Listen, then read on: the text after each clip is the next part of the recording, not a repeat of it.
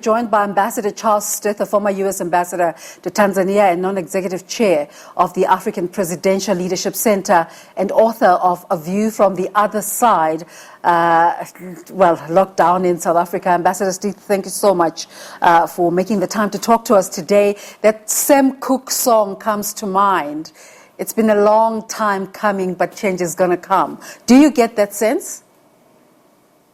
I'm going to tell you, I couldn't have come up with a better intro than that. This is a monumental decision at several levels. First of which, it is the first time that a policeman has been convicted in a non-shooting murder of an African-American citizen. Secondly, it's monumental because the blue wall of silence, that is police sticking up for other police and providing them some cover in these kind of incidents, was finally broken with the testimony of the chief of police, as well as the dispatcher, who in very chilling fashion described that she thought that her screen had frozen because Chauvin was on the neck of Floyd for so long. The third thing is this jury, made up of 6 African Americans and 6 whites, sent a very clear message, a very important message, that there's one standard of justice and that police are going to be held accountable regardless of which community they're operating in. So when we talk about justice, we're told this morning that Chauvin wants to appeal the verdict. Just in terms of how you imagine this will unfold. Well, that he'll appeal the verdict is not out of the ordinary. That generally happens in cases of this sort. The thing that is going to be, I think, even more interesting than that is what sort of sentence he will receive. The jury sent a very clear message in convicting Chauvin on all counts, and that is he was wrong in terms of what he did in the murder of George Floyd. So the sentencing is going to be the very next interesting step in this process. Likewise, there are 3 other officers who've been indicted because they didn't intervene. Their cases are going to be much more difficult now. And I wouldn't be surprised if we didn't see their attorneys try to engage the prosecutors on a plea deal. Do you imagine that this outcome will fast track the conversation around police reform in the United States? I think it is another very, very important step in terms of this issue of police reform. In the lead-in to this interview, you heard the comments of a couple of young people in the States who said that they were literally holding their breath. George Floyd couldn't breathe. They didn't want to breathe because they weren't certain how this thing was going to turn out. And what we're witnessing possibly is a shift in culture. And it is a necessary shift in culture if we're going to get justice through the justice system in cases like this.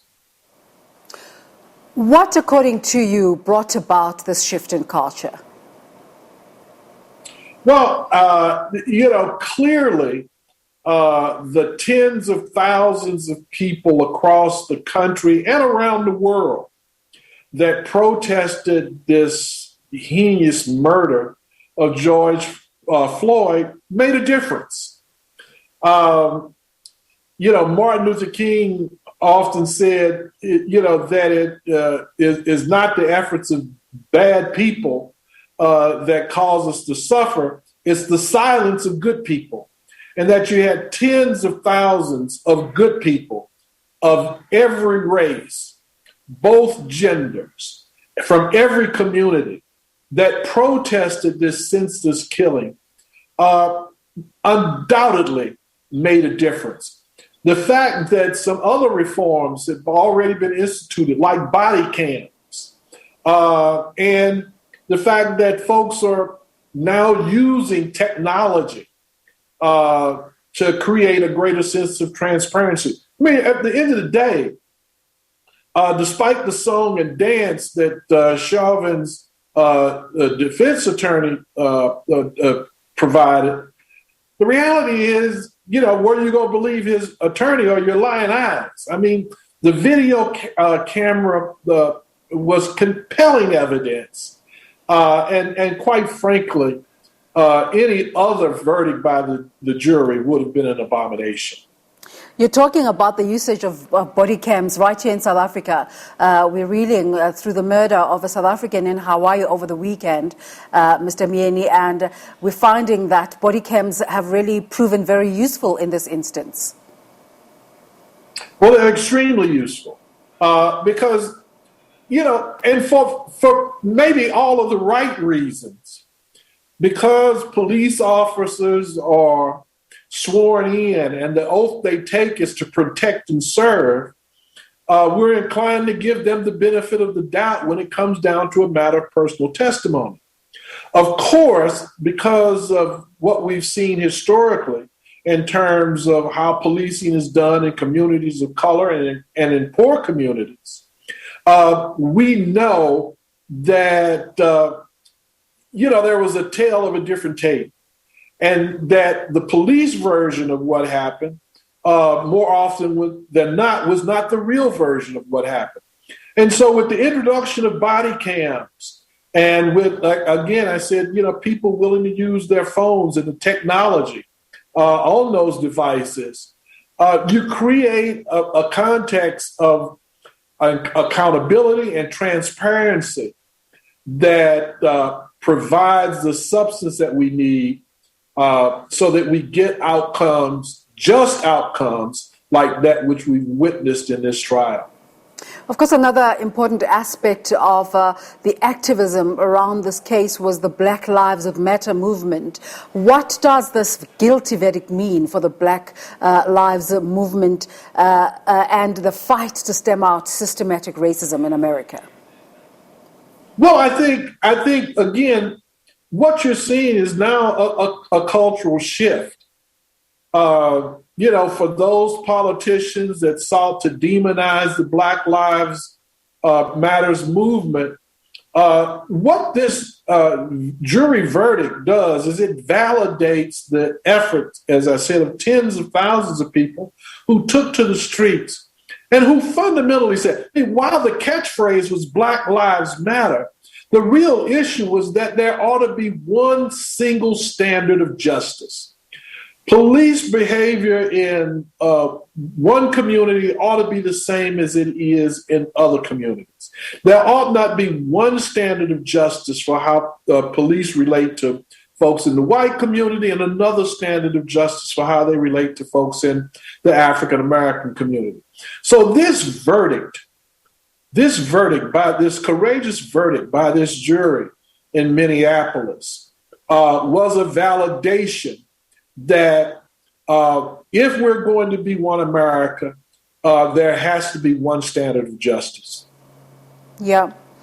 Just in terms of historical parallels, take us back to when you heard the Rodney King verdict in the 90s and how that verdict shaped your perspective and what this case has done to reshape this perspective.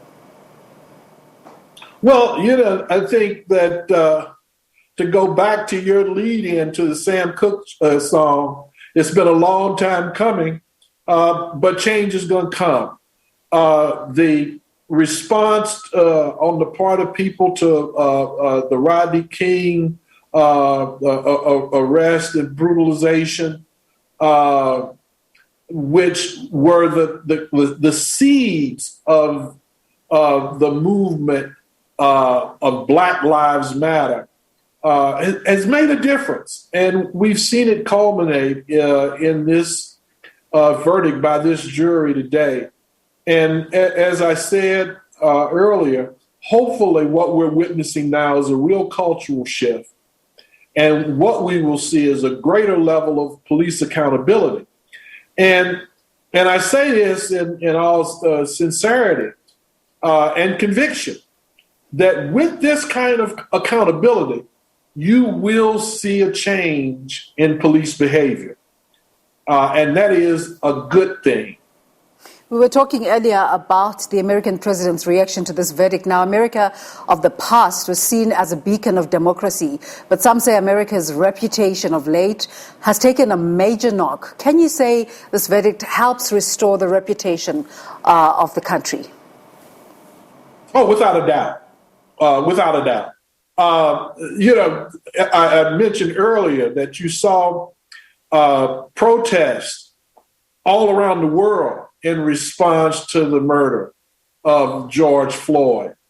And it was not simply because folks were being sympathetic or empathetic with the issue of police brutality as it manifests itself in America. There are instances all across Europe where you had young people of color giving testimony to the double standards of justice to which they've been subjected. So I think a lot of folks will look at this and go, if America can self-correct or begin a process, should I say, of self-correction around an issue like this, then the rest of the world ought to be able to do the same. Ambassador Stith, of course, this is a moment, and a lot of people are still going to have to process the true significance of this moment. But if you were to use 3 words, just in terms of what the real significance of this moment is. Accountability, justice, and hope.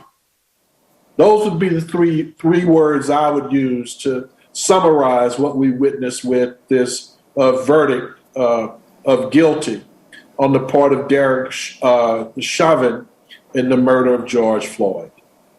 And there's also that sense that that it's only the African American community that's pleased by this outcome. That's not necessarily the case, is it? No, I mean, one of the things we've argued for years, those of us who've been about social change in America, that in many ways the African American community is simply the canary in the coal mine. That those things that affect our community negatively are ultimately going to affect other communities negatively. And when you see correctives relative to things that are problematic for the African American community, they tend to benefit other communities as well. I mean, and this goes back to the mid 1800s. When slavery ended, they started, that was the first time we really had public education, because there was an effort to make sure freed slaves were educated. We had land grant colleges. And the legacy of which are institutions like Spelman and Morehouse and Fisk University, but institutions like the Massachusetts Institute of Technology, that's a land grant college. And in the same way that we've seen the benefits for the African American community accrue to other communities, this sort of thing is going to matter for America. Not just in terms of the soul of our country, but it is also going to matter on a day-to-day basis in terms of how police comport themselves in any and every community. Well, let's thank you for making the time to talk to us this morning. Thank you, and keep up the good work. Always obliging, Ambassador Charles Stith there. Of course, we'll continue to have multiple responses to that outcome. Meanwhile, back here at home, the Independent Electoral Commission is